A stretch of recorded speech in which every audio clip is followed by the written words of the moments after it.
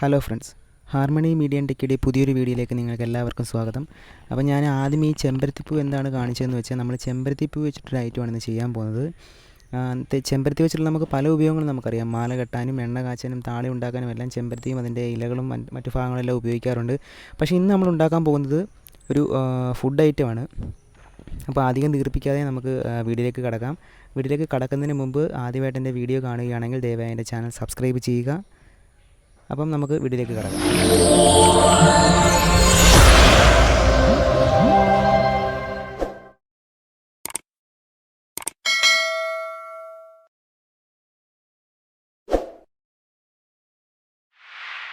ഇന്ന് നമ്മളിവിടെ ഉണ്ടാക്കാൻ പോകുന്നത് ചെമ്പരത്തിപ്പൂ വെച്ചിട്ടുള്ളൊരു ജാമാണ്. അപ്പോൾ ഇതിലെ പ്രധാനപ്പെട്ട ചേരുവകൾ എന്തൊക്കെയാണെന്ന് നമുക്ക് നോക്കാം. ഇതിൽ പ്രധാനമായും 3 ഐറ്റം മാത്രമാണ് വരുന്നത്. അതിൽ പ്രധാനപ്പെട്ടത് ചെമ്പരത്തിപ്പൂ തന്നെയാണ്. 12 ചെമ്പരത്തിപ്പൂക്കളുടെ ഇതിലുകളാണ് എടുത്ത് വെച്ചിരിക്കുന്നത്. ഒരു ചെറിയ നാരങ്ങ, ഒരു ചെറിയ ബോളിൽ പഞ്ചസാര. ഇത് 3 മാത്രമാണ് ഇതിൽ പ്രധാനപ്പെട്ട ചേരുവകളെന്ന് പറയുന്നത്. ഇനി നമുക്ക് കുറച്ച് വെള്ളം തിളപ്പിക്കാൻ വെക്കാം. ഏകദേശം ഒരു 2.5 ഗ്ലാസ് വെള്ളമാണ് ഇപ്പോൾ നമ്മൾ തിളപ്പിക്കാൻ വെച്ചിരിക്കുന്നത്. വെള്ളത്തിൻ്റെ അളവ് കൂടുന്നതനുസരിച്ച് കുക്കിങ്ങിൻ്റെ സമയത്തിലും വ്യത്യാസം വരാം.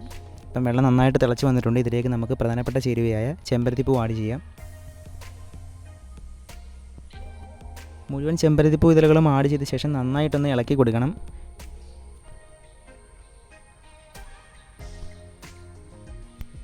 ഇങ്ങനെ ഇളക്കി കൊടുക്കുമ്പോൾ എല്ലാ ചെമ്പരത്തി ഇതളുകളുടെയും നാച്ചുറൽ കളർ വെള്ളത്തിലേക്ക് പെട്ടെന്ന് പിടിക്കും. അതിനാണ് നമ്മളിങ്ങനെ ഇളക്കി കൊടുക്കുന്നത്. ഏകദേശം ഒരു 1.5 മിനിറ്റോളം ഇളക്കിയാൽ മതിയാകും. ചെമ്പരത്തി ഇതളുകളുടെ കളറിൽ ഒരു നേരിയ വ്യത്യാസം വരുമ്പോൾ ഏകദേശം ഒരു ബ്രൗൺ കളറായി വരുമ്പോഴത്തേക്കും നമുക്കിത് കോരി മാറ്റാം. ഇപ്പം നന്നായിട്ട് തിളച്ചിട്ടുണ്ട്. ഏകദേശം ഒരു 1.5 മിനിറ്റോളമായി. ഇതളുകളുടെ കളറിലും വ്യത്യാസം വന്നിട്ടുണ്ട്. നമുക്ക് ഇത് മുഴുവനായും കോരി മാറ്റാം.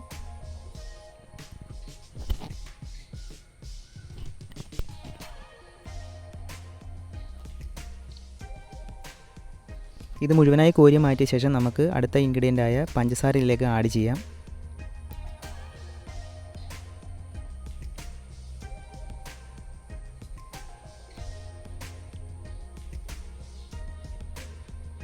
നമ്മളിപ്പോൾ എടുത്ത് വെച്ചിരിക്കുന്നത് ഒരു ചെറിയ ബോളിൽ പഞ്ചസാരയാണ് എടുത്ത് വെച്ചിരിക്കുന്നത്. പഞ്ചസാര ആഡ് ചെയ്യുമ്പോൾ ശ്രദ്ധിക്കേണ്ട പ്രത്യേക കാര്യം, അധികമായി പോയാൽ ഇത് പെട്ടെന്ന് കട്ട് ചെയ്യാനുള്ള സാധ്യതയുണ്ട്. അതുകൊണ്ട് പഞ്ചസാര ആഡ് ചെയ്യുമ്പോൾ പ്രത്യേകം ശ്രദ്ധിക്കണം.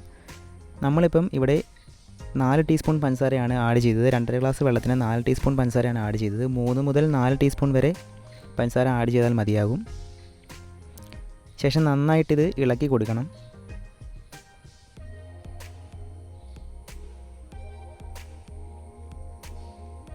ഇങ്ങനെ ഇളക്കി കൊടുക്കുന്നത് നിർത്തരുത്. കാരണം ഇങ്ങനെ ഇളക്കി കൊടുക്കാതിരുന്നാൽ പെട്ടെന്ന് പാത്രത്തിൻ്റെയൊക്കെ അടിയിൽ പിടിക്കാൻ സാധ്യതയുണ്ട്. അതുകൊണ്ട് നന്നായിട്ട് ഇളക്കണം. ഇപ്പോൾ നന്നായിട്ട് തിളച്ച് വന്നിരിക്കുകയാണ്. അതിലൊരു കളറും നമുക്ക് ഇപ്പോൾ നന്നായിട്ട് കാണാൻ സാധിക്കും.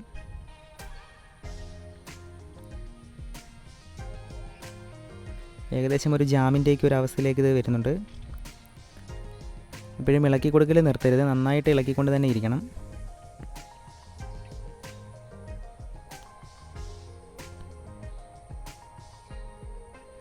നമുക്ക് ഇനി തീ ഓഫ് ചെയ്തിട്ട് ഇതിലേക്ക് അടുത്ത ഇൻഗ്രീഡിയൻ്റായ നാരങ്ങ നീര്, ഒരു നാരങ്ങയുടെ പകുതി അതിൻ്റെ നീരാണ് നമ്മളിതിലേക്ക് ഒഴിക്കുന്നത്.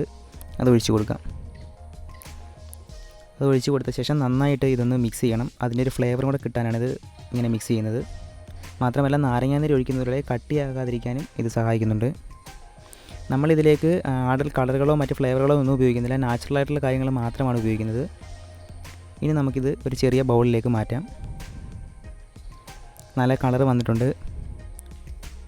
ഇത് ഉപയോഗിക്കുന്നത് തണുത്ത് കഴിഞ്ഞിട്ടാണ് ഉപയോഗിക്കുന്നത്. തണുക്കുമ്പോഴേക്കും കുറച്ച് കൂടി കട്ടിയാകും. അപ്പം കറക്റ്റ് ജാമിൻ്റെ ഒരു പരുവത്തിലേക്ക് ഇത് വരും. ഇത് വളരെ സിമ്പിളായിട്ട് ചെയ്യാവുന്ന ഒരു ഐറ്റമാണ്. വെറും 4 മിനിറ്റോളം മതി ഇങ്ങനൊരു ജാം ഉണ്ടാക്കാൻ. അപ്പം തീർച്ചയായിട്ടും നിങ്ങളെല്ലാവരും ഇത് ട്രൈ ചെയ്ത് നോക്കണം. നിങ്ങൾക്ക് ഈ വീഡിയോ ഇഷ്ടപ്പെട്ടെങ്കിൽ ലൈക്ക് ചെയ്യുക, ഷെയർ ചെയ്യുക, കമൻറ്റ് ചെയ്യുക. ഇനി അപ്പോൾ അടുത്ത വീഡിയോയിൽ കാണാം.